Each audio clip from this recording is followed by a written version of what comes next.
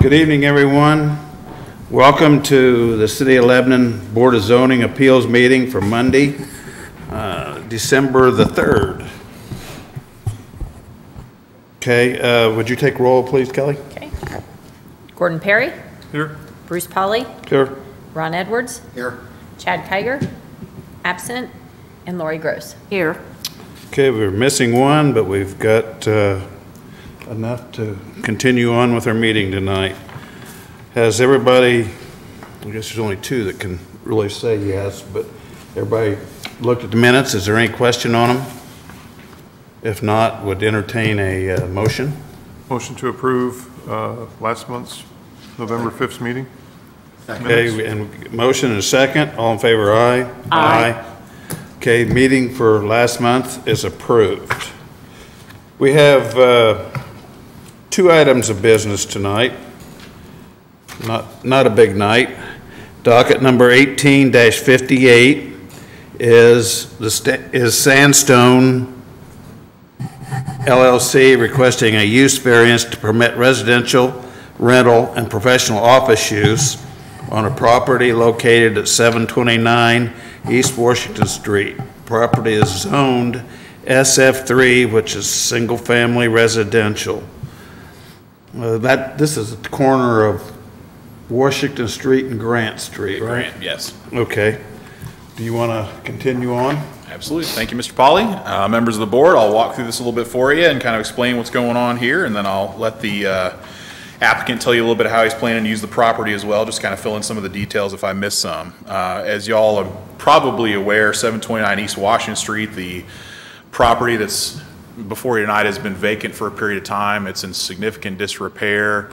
The applicant has purchased the property and has done some outside cleanup of the overgrowth, et cetera, and now he's looking to see how he might be able to efficiently and cost effectively use the actual structure itself. As we discussed, he said there is a significant amount of repair work that's going to be necessary to that structure as it currently stands, and his challenge has been trying to figure out how to make it cost effective and what the ultimate uses would be that would allow it to be a cost-effective use of his time and money and moving forward. So as he kind of got into the details of what that project would look like, he realized it wasn't going to be cost-effective to just repair the structure and do just a couple of residential rentals, which is what it is now. It'd be forever before he'd make his money back on the repairs that are necessary. So he looked at some alternatives, and both he and his wife have essentially one-person businesses that need some office space. So what they're intending to do, and I'll let them walk through some more details, is use the first floor as this house as their office for the two of them, and then the upstairs will remain a residential rental. So the reason it's before you tonight, because the office is a little bit more intense than what a home occupation would be something that could be permitted. So it's a little more intense than what would qualify as a home occupation, which is why it's before you tonight for the use variance to permit that office use on the first floor. So let me show you. Not a lot to see in terms of details for the project itself, but just to kind of give you a little bit of an idea what we're talking about here. This is the southwest corner of that intersection. I'm going low tech here with just paper since it's really just to show you the aerial photography. So you'll see here the property, there's the single-family residential structure that's at the corner there of Washington and Grant, and then there's a yard area behind it. The other thing I'll also show you is that, again, this is just a quick hand sketch showing you the survey of the property and the proposal by the applicant to install a parking lot back behind that would be used for both residents of the rental and the office use. And I'll let him explain a little bit more how they will use the office. His wife does title work, so she would occasionally have a closing here. But it's, you're talking about one or two of those a month. So there's not a lot of customer traffic per se to this use. It's primarily just her using it for an office. And I'll let him explain his business a little bit more and how he would use this as an office. So just kind of walking through some highlights of the staff report in terms of our analysis in the findings of fact. Those are in detail in the staff report for the record. We're just talking a little bit about the hardships or conditions peculiar This is more looking at how we might be able to reuse this structure in a cost-effective manner for the applicant. It's really challenging to consider this just for residential use. The other somewhat unique situation that's going on here is this house is in the floodway. So if somebody were maybe going to go in and just tear it down and try to reconstruct something, then you get a whole nother bag of tricks that you have to run through. And because it's in the floodway and not just a floodplain, you're extremely limited on what you might be able to do with the property. So this is either tearing it down and returning it just to a lot, or trying to find a way to cost effectively reuse the structure. So those are some of the highlights there. The comprehensive plan does designate this property for residential use. So what we really looked at here was trying to minimize the changes that need to be made to the property for the office use. So keep it as residential as possible. So you'll see that in some of the conditions here. We're trying to minimize the non-residential use and keep it as residential looking as possible. So just kind of walking through the staff recommendation, we have recommended approval of the variance of use to permit a professional office and residential rental use within the single-family SF3 zoning classification, subject to the following conditions. And you'll see this first condition on most of my use variance recommendations, and that's the approval. The variance use is limited to the professional office and residential rental uses proposed by the applicant. Any change in use or increase in the intensity of the use by any current or any subsequent owners will require approval by the City of Lebanon Board of Zoning Appeals.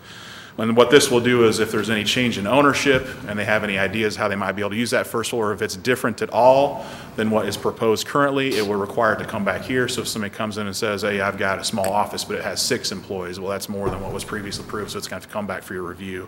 Same if they would change a different kind of office or maybe even a small retail use, that would all be required to come back to the Board of Zoning Appeals. So just trying to make sure that we're really just approving this just for this specific user and this specific use. The second one, and I'll let him talk a little bit more about this, exactly how these offices, what we had here is that the office use will be limited to a maximum of 2 on-site employees, and that would be the applicant and his spouse. So there would be no on-site unrelated employees permitted on the site. So this will be limited to those 2 employees and any customer traffic that might come and go. I'll let him talk a little bit about the frequency of that.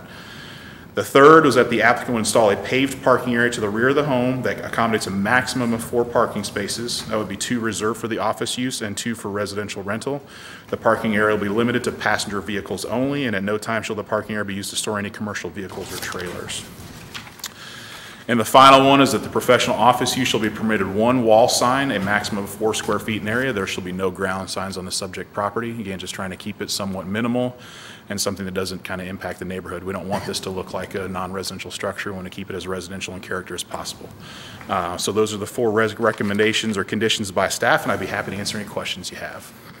Can you put that one drawing or the back, not the drawing, not the picture, but the drawing?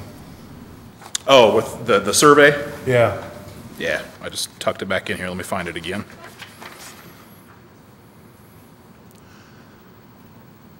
So this would show you the primary residential structure here with the porch out on West Street.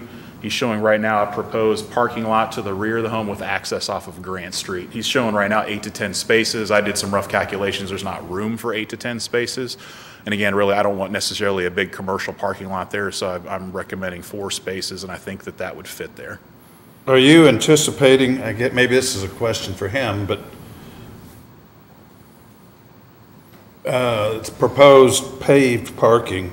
Is driveway or whatever going to need to be paved also, or can that, does that matter? Any access off street would need to be paved. Okay. There's just no parking in front of the house. You have to park on the other side of the street. There was an old existing garage. Hold on, we'll give you your opportunity. We can't hear you. Yeah, they cut the. Does anybody else have any questions? No, good. Ben, at the top of this, we're talking about renovating that existing structure, not tearing it down, is that right? Correct. Which is, with it being in the floodway, that's really all you can do. Because you have to retain the initial footprint of the structure. Correct. Has any FEMA work been done to validate the flood zone there? Not that I'm aware of. Looking at our flood maps, though, the entire property is shown in the floodway, so it may adjust slightly, but I'd be surprised if it came entirely out of the floodway. But in terms of, if somebody were looking to do that, they would have to have a surveyor come out and do some spot elevations to see where exactly the floodway line is, if there was some intent to try to tear it down and rebuild.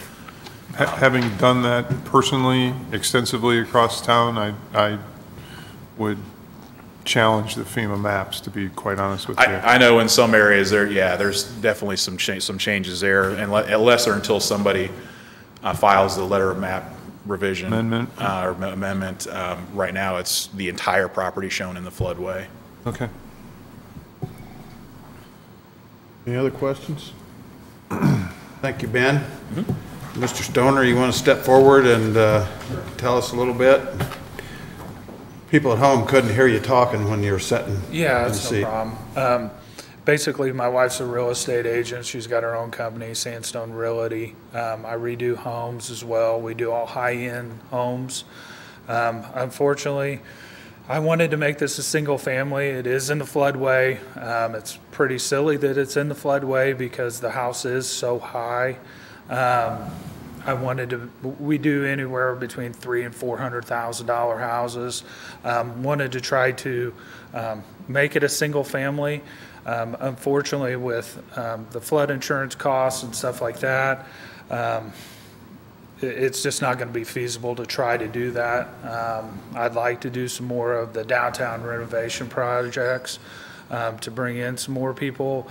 But this property's either got to stay multi-unit duplex, or my wife would like to have her office on the first floor, and then we could rent out the second floor. I am going to put 2 kitchens, 2 baths in it, because that's what's in it currently right now.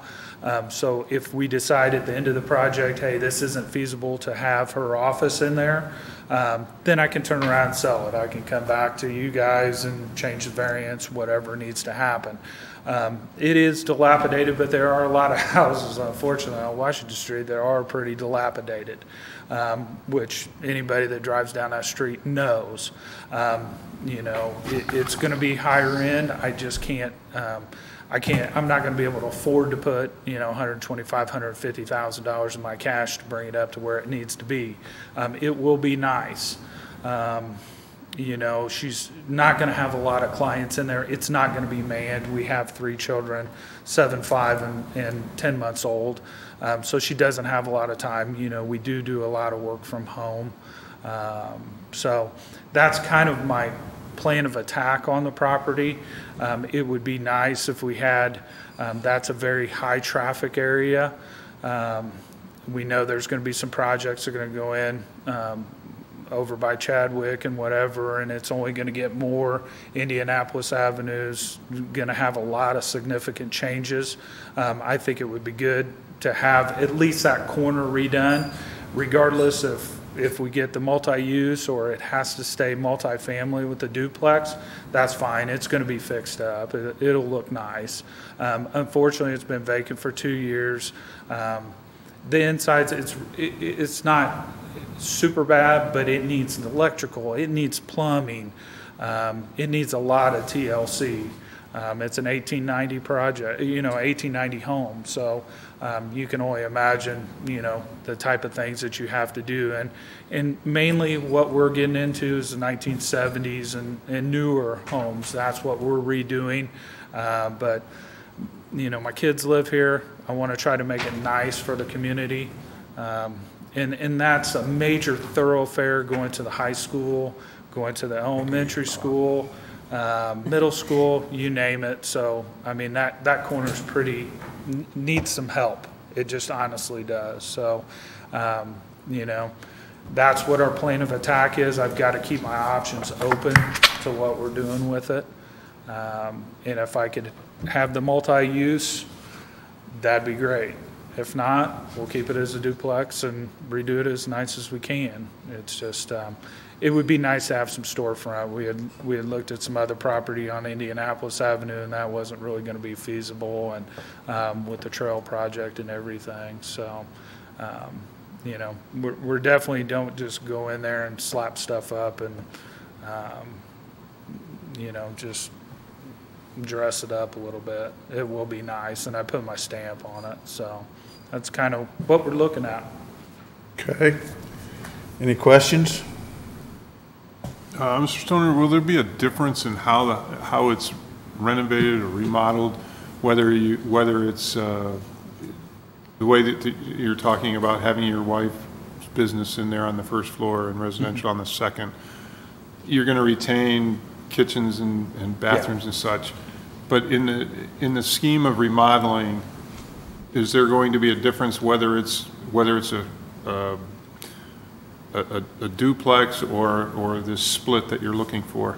Well, it's an 1890 house. Yep. So basically, some of the 1890 houses, what happened was everybody lived downstairs. And then in the evening, what they did was they walked on the front porch and they went outside, and then they went upstairs because that wasn't heated. Right. And that's the footprint of it, and that's why it's always been a duplex. So I'm not going to cut a hole in the wall. There's 1x4s, and it's got lats, and it's got wire and everything else. I mean, I would spend an absolute fortune trying to take out all that plaster. That was my original thought, but then, you know, when I found out, you know, it's probably not going to be feasible to get it out of floodway, blah, blah, blah. It just didn't make sense economically. So, you know, then I've got to go to Plan B. And Plan B, keep it multi-unit. My wife said, well, it'd be nice if we had a presence to have a retail office, you know, not manned.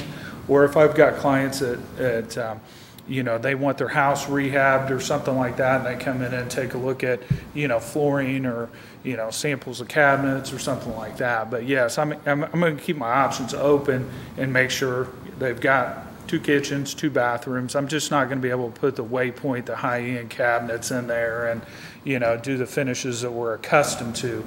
It's going to be nice. It's just not going to be something that's $150 a square foot, or like my house that we've just redone at $170 a square foot. You're just never going to make your money back out of that, and I've got to make it economically sensible for what I'm trying to do. So, Have you had a floodplain survey done? I haven't. No, and the house sits way up. It does have a walkout basement, but it sits up from Grant Street, probably 5 feet. So it's really silly that it's even in the floodway or the floodplain. Just by talking to Christy Spencer, she said every house on Washington Street had been taken out of the floodplain except for maybe the last 3 or 4 on the corner. And some of those are ground level, you know, they don't have a basement, they haven't been built up. I think at some point, maybe in the 60s, the basement was put in and the whole house was raised. You'll see a lot of those on Chicago Street, Northwest Street, where the structures have been raised at some point. I don't know when. Those properties are still in the floodplain as well. So I know they redid the map in 12, but there's no way possible the house is going to flood because it's up higher than any of the other houses around there. So, Okay, thank you. Any other questions? Okay, thank you. okay, thanks. The public have anything to say? Seeing nobody stepping forward, we'll close the public end. Anybody have any questions for Ben or anything? Yep, I have another question for Ben. Yes, sir. So in the floodplain scenario, it's not about the height of the house or where the basement floor elevation is or what the first floor elevation is. It's No. all about what the natural ground is Well, at the 4 corners of the structure. Remember, there's 2 zones. There's floodplain and then there's and the floodway. floodway, which are Right. you know. So in the floodplain, you have the ability to raise the finished floor elevation up out of the flood level. Right. In the floodway, it's more about obstructions. So you know, the floodway Right. is But those determinations, whether it's a LOMA or letter of map revision for the floodplain or floodway, it's based on natural ground elevation at the 4 corners of the structure. it's based on It has finished floor. nothing yeah. to do with finished floor, basement floor, what have you. Do we, the city, have any information from FEMA about the other homes that have been removed along Washington Street to make some kind of analysis if the natural ground, as it's coming down the street there, to make any type of determination whether or not we're close? I would say generally yes. For the ones that have been removed, we should have that survey information. So I'd have to go back with Derek and take a look at it and see what we have. Is it possible? It's not. Those elevations are substantially different, and it's not in the floodway. Sure, it's definitely possible. We'd have to take a look at those to see. Okay. Because the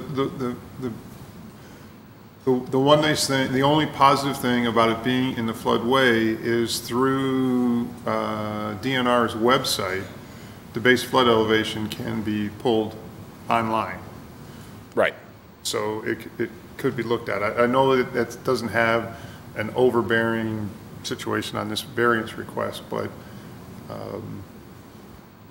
it's something that should be, I think the city should work with the applicant to look at, without having to spend a truckload of money to have a survey done and all that. Yeah, kind I of mean, stuff. we can certainly look up, like you said, that flood elevation. What we necessarily don't have is what the actual elevations of the property are, or of the, the corners of the building, unless somebody's done that type of survey previously on the property. And I don't know if one exists or But not. I'm just, if, for the other houses, as I understand it from FEMA, the other houses that have received those letter of map correction or amendments or whatever, we have copies of those, which would give Yes. you the ground elevations of adjoining houses or neighboring houses. Sure. And then you still have to physically have to find a reference point and measure it and everything, but you would have a very educated idea of what that would look like. We should, yes. Okay. Thanks. That's it. Any other questions? Would entertain a motion.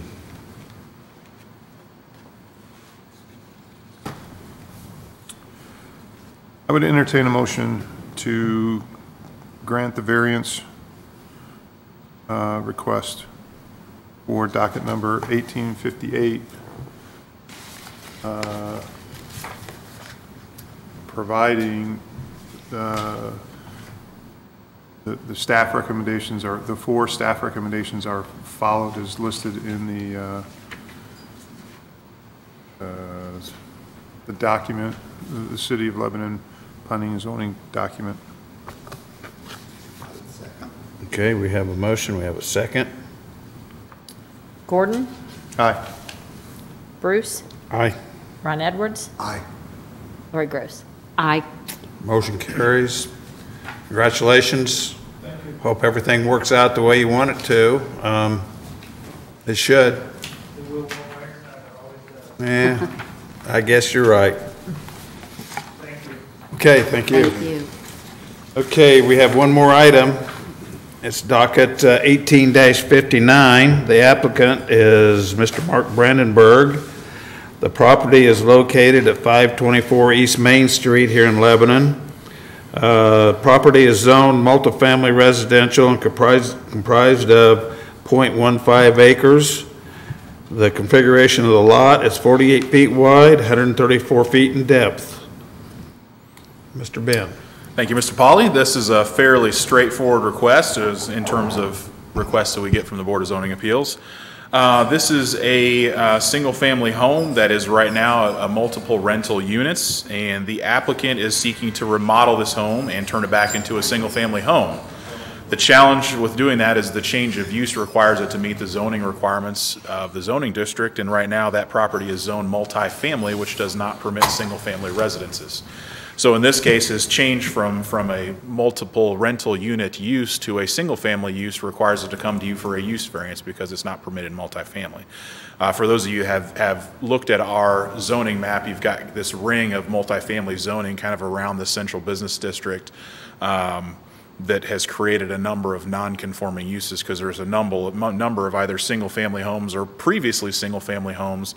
And now as we've got some folks that are interested in returning those back to single-family, they're running into these issues with the zoning district. So in this case, the request is to take this multi-unit rental, turn it back into a single-family home, and request that variance of use to allow that single-family use in the multifamily district.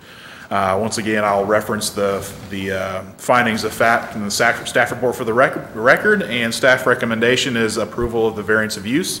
Request to permit a single-family residential use within the multifamily residential zoning classification. And I'd be happy to answer any questions. And I can throw it up on the board for those that are not as familiar with this property here, so you can see, there's aerial photography, so you can kind of see what the property looks like currently. This is at the northwest corner of Main Street and Richardson.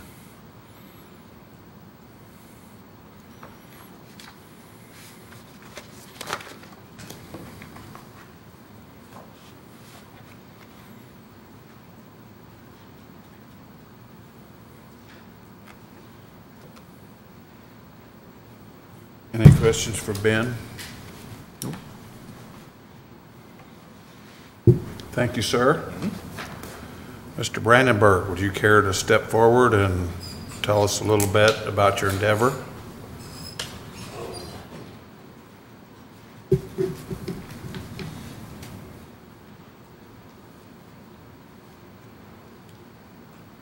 Well, the structure is approximately 1,200 square feet total for both apartments.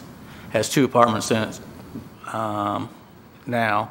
So I'm living in one section with 600, and I would like to have the other half to make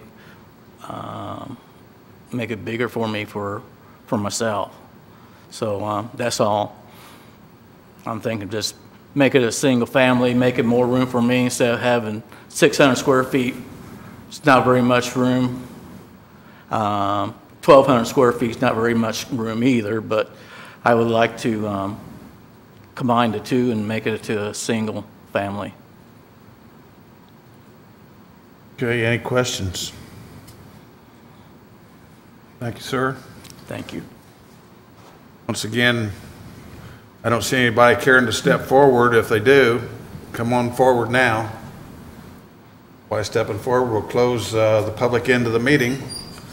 And if nobody has any questions, I would entertain a motion. Make a motion to approve docket 18-59. Need a second? Second. Thank you, Lori. Gordon Perry. Aye. Bruce Polly. Aye. Ron Edwards. Aye. Lori Gross. Aye. Motion passed. Congratulations. Good luck. I'm sure everything will turn out okay. Do we have any other business we need to go through tonight? Okay, that being said, our next meeting is January the something. 7th, I believe. January the 7th, 7 p.m. right here. I'd like to wish everybody a Merry Christmas, Happy Holidays, and Happy New Year. And meeting is adjourned. You need a motion. Wait a minute, I gotta get a motion to adjourn. I make a motion to adjourn the meeting. Second. Okay, we got a motion and a second. I'm sorry. All in favor, aye? Aye. Meeting is adjourned. You're trying to beat your time. You're 3 minutes.